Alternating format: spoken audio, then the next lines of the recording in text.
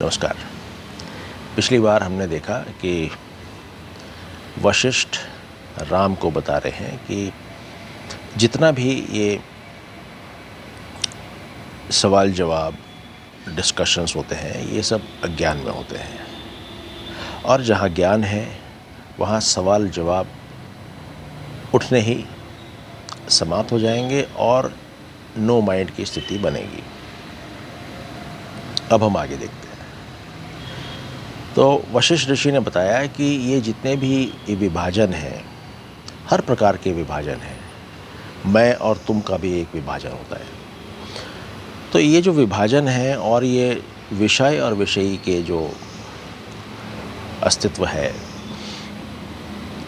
ये सब होता कैसे है, ये चीज़ वशिष्ठ ऋषि ने ब्रह्मा जी से पूछी।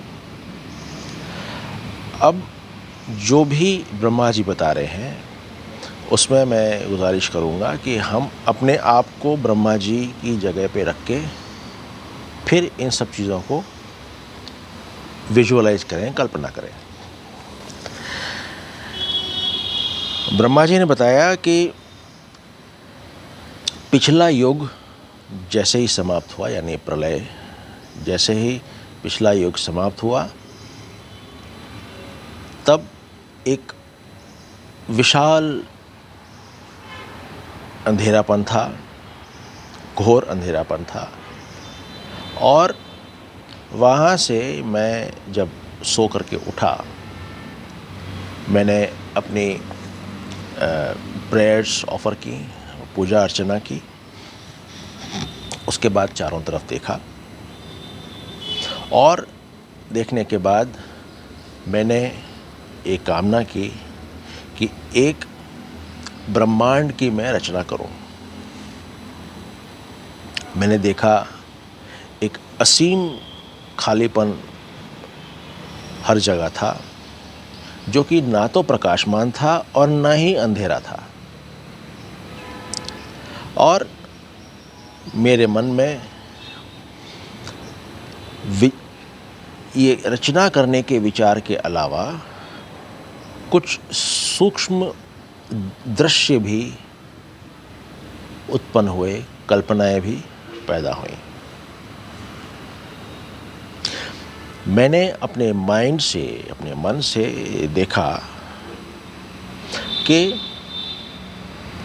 कई सारे एक जैसे लगने वाले ब्रह्मांड वहाँ उपस्थित हैं और मेरे समकक्ष रचयिता हर ब्रह्मांड में उपस्थित भी है। और उन ब्रह्मांड में हर तरह के लोग हैं, हर तरह के जीव हैं। नदी, नाले, पहाड़, समुद्र, हवा, सूरज, पाताल लोक, दैत्य लोक, देवलोक, सब कुछ है। वहाँ पे धर्म ग्रंथ भी हैं और आचार नीति संहिता भी है। वहाँ पर ये भी निश्चित किया गया है कि ये रास्ता सही है, ये रास्ता गलत है, ये रास्ता हमको मोक्ष के लिए ले जाएगा। और मैंने देखा कि लोग सारे उन रास्तों पर चल रहे हैं। मैंने 7 दुनियाएं देखी, 7 कॉन्टिनेंट्स, महाद्वीप देखे और ओशंस, माउंटेन्स, ये सब देखे एक अपने विनाश के ओर अग्रसर होते हुए। मैंने देखा कि जो गंगा है वो स्वर्ग लोक से उतर के पृथ्वी लोक पे आ गई है। और इस प्रकार से मैंने ये पूरी रचना देखी। आँख खोलने के बाद ये रचना देखी। ठीक वैसे ही जैसे हम जब सो करके उठते हैं, निद्रा अवस्था से उठते हैं, उसके बाद सबसे पहले हम जागते हैं, और जब हम जागते हैं तो पूरा संसार जागता है, द्वैत जागता है। मैं स्तब्ध रह गया और थोड़ी सी उलझन भी महसूस कर रहा था। मैंने सोचा ये सब ब्रह्मा जी बता रहे हैं। मैंने सोचा कि मेरी फिजिकल आइज़ तो है नहीं, ये जो शारीरिक जो आँख है ये तो है नहीं, तो मैं ये सब देख कैसे रहा हूँ? क्या ये सब मैं अपने माइंड की वजह से देख रहा हूँ? तो मैंने किसी आकाशगंगा के किसी एक सूरज को रिक्वेस्ट की कि आप आएँ और आकर के मुझे थोड़ा सा इसके ऊपर ज्ञान दें।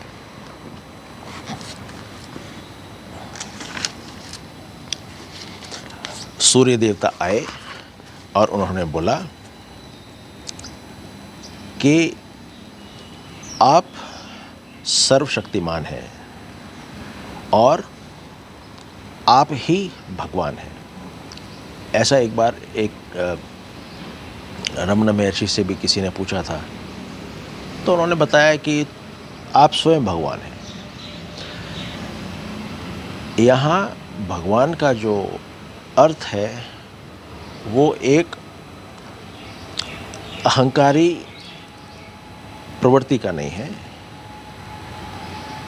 यहाँ जो भगवान का अर्थ है वो अहंकार के अलावा बाकी का रेफरेंस है। माइंड अलोन अपीयर्स एज, ये जो माइंड है यही माइंड है, ये एक निरंतर अंतहीन सृजनात्मक प्रक्रिया के तौर पर अपने आप को उजागर करता है। और इस अज्ञान के कारण ही डिल्यूजन यानी कि भ्रम पैदा होता है और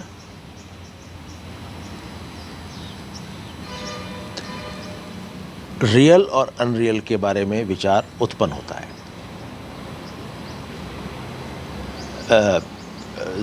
सत्य और असत्य के बारे में भ्रम के कारण, जो कि अज्ञानता से पैदा हुआ है, उस कारण से होता है।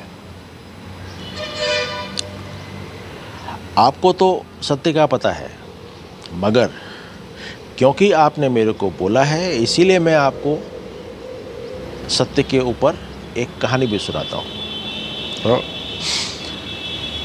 जो कहानी वो सुनाते हैं सूर्य देवता, वो बोलते हैं कि कैलाश पर्वत के पास एक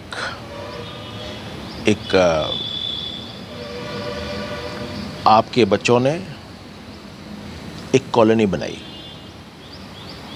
वहाँ पर एक होली मैन था। यहाँ पे भी एक होली मैन आ गया, उसका नाम इंदु था, जो अपने पत्नी के साथ वहाँ पे बड़े अच्छे दिन गुजार रहा था। ये जो इंदु है ये कश्यप ऋषि का बेटा है, वंशज है। तो इंदु और उसकी पत्नी के दिन वहाँ पे बड़े अच्छे गुजर रहे थे, मगर समस्या सिर्फ एक थी, और वो थी कि उनके कोई संतान नहीं थी। अब संतान के लिए उन्होंने एक पेनेंस किया, एक तप किया। तो उस तप से प्रसन्न होके, प्रभावित होके शिव जी, भगवान शिव ने अवतार लेकर के सामने आए। उन्होंने बोला, मांगो, क्या मांगते हो? तो इस कपल ने बोला कि हमको 10 बच्चे चाहिए, 10 बेटे चाहिए। शिव जी ने कहा तथास्तु। और कुछ समय बाद 10 बेटों का जन्म हुआ। और ये बेटे ऐसे थे कि 7 साल की उम्र में इन्होंने सारे जितने भी ये धर्म ग्रंथ हैं, स्क्रिप्चर्स हैं, उनको उन्होंने मास्टर कर लिया। उनको अच्छी तरह से पकड़ उनकी उसके ऊपर जम गई। और कुछ समय बाद इंदु और उसकी पत्नी की मृत्यु हो गई। अभी ये जो बच्चे थे 10 के 10 बड़े व्यथित थे और इस पर उन्होंने विचार किया कि भाई अब हमारा जीवन का लक्ष्य क्या होना चाहिए। विचार करने में पता चला कि जीवन का लक्ष्य हमारा ऐसा हो जो कि हमें दुख की ओर या अनहैप्पीनेस की ओर ना लेकर के जाए। उन्होंने कहा कि राजा बनना तो एक बहुत छोटी सी चीज़ है, मगर जो क्रिएटरशिप है, यानी कि जो ब्रह्मत्व है, ब्रह्मत्व परम है और ये जो है ये पूरे युग तक चलता रहेगा ब्रह्मत्व। और इसमें ना तो वृद्धावस्था होगी और ना ही कोई मृत्यु होगी। तो जब ये डिसाइड हुआ कि हम ब्रह्मत्व प्राप्त करेंगे, तो जो बड़ा बेटा था उसने कहा कि ठीक है, अब मैं जो कह रहा हूँ हम सब लोग वैसा ही करेंगे और इस बात पे हम विचार करेंगे, ध्यान लगाएंगे और विजुअलाइज करेंगे, कल्पना करेंगे कि मैं ब्रह्म हूँ और पूर्णतया ब्रह्मत्व मेरी वजह से ही है। मैं ब्रह्मत्व के जो लोटस है, उसका जो कमल है, उसके ऊपर मैं विराजमान हूँ। ठीक है, सारे भाइयों ने इन्हीं चीज़ों का विजुअलाइजेशन किया। मुख्यतः मैं ब्रह्म हूँ, आई एम ब्रह्मन, इस पर विचार किया, इसके ऊपर विजुअलाइज किया। विजुअलाइजेशन की बड़ी सारी एक्सरसाइजेज हैं, हम अगर गूगल करेंगे तो पता चल जाएगा। ये भी उनमें से एक है। जैसा सोचोगे वैसा ही बन जाओगे, ये उस चीज़ पे फोकस कर रहा है। तो अब ये जो 10 होली मैन थे, 10 होली मैन थे, ये खड़े हुए और खड़े खड़े अपने मंतव्य पे, जो क्रिएटर का जो मंतव्य है, जो ब्रह्मत्व का जो विचार है, उसके ऊपर इन्होंने फोकस करना शुरू किया। उनका शरीर मुरझा गया और जो भी मुरझाने के बाद शरीर का जो कुछ भी बाकी था, वो जो जंगली जानवर थे वो खा गए। अब ये जो शरीर है, इस शरीर, इंसानों का शरीर 2 चीज़ों से बना है। पहला स्थूल और दूसरा सूक्ष्म, इसका कॉम्बिनेशन है। जब स्थूल चला गया तो जो बचा वो सूक्ष्म है। हम इसको इस तरह से देख सकते हैं, जैसे एक मटका है, मटके की दीवार स्थूल शरीर और मटके के अंदर सूक्ष्म शरीर। दीवारें गिर गईं, अब जो बचा वो ये सूक्ष्म शरीर है। ये उसके ऊपर इंडिकेशन जा रहा है। तो अब सूक्ष्म शरीर में वो उस युग के समाप्त होने तक वैसे ही रहे। कहने का अर्थ हुआ कि यदि इस आकाश से, इस स्पेस से मटके की दीवार जो डिवीज़न क्रिएट करती है अंदर और बाहर का, दृश्य और दृष्टा का, मैं और तुम का, ये जो भेद पैदा हो रहा है ये इस दीवार के कारण हो रहा है। और अगर ये दीवार ही टूट गई तो जो ये स्पेस है वो यही है, जो ये है बाहर की यही है, अंदर बाहर एक हो गया, कोई डिवीज़न नहीं बचा। और ये दोनों स्पेस वैसी ही हैं जैसी थी। तो युग के समाप्त होने तक ये वैसी रही। और सब कुछ जो है एक क्लाउड बर्स्ट हुआ, बादल फटा, और उस फटने के कारण सब कुछ बह गया। मगर ये जो सूक्ष्म शरीर था इन 10 होली मैन का, वो वैसा ही रहा।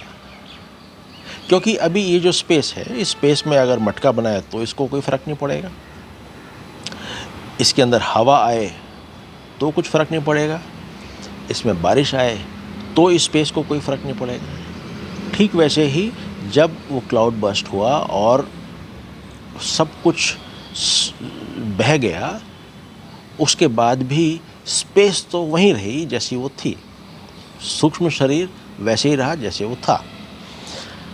अब भोर हुआ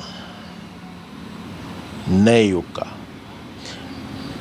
आँख खुली, जैसे हम सो कर के उठे, आँख खुली, भोर हुआ नए युग का। और वो वहीं पर वो 10 के 10 खड़े थे, और इस प्रकार से वो 10 के 10 क्रिएटर्स, 10 ब्रह्म बन गए, 10 ब्रह्मा बन गए। और मैं उन इतने सारे सूरजों में से एक सूरज हूँ, एक यूनिवर्स में, एक ब्रह्मांड में चमकने वाला एक सूरज हूँ।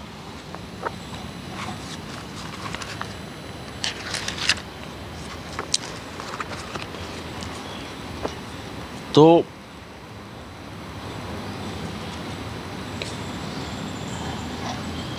ब्रह्मा जी ने बोला कि जब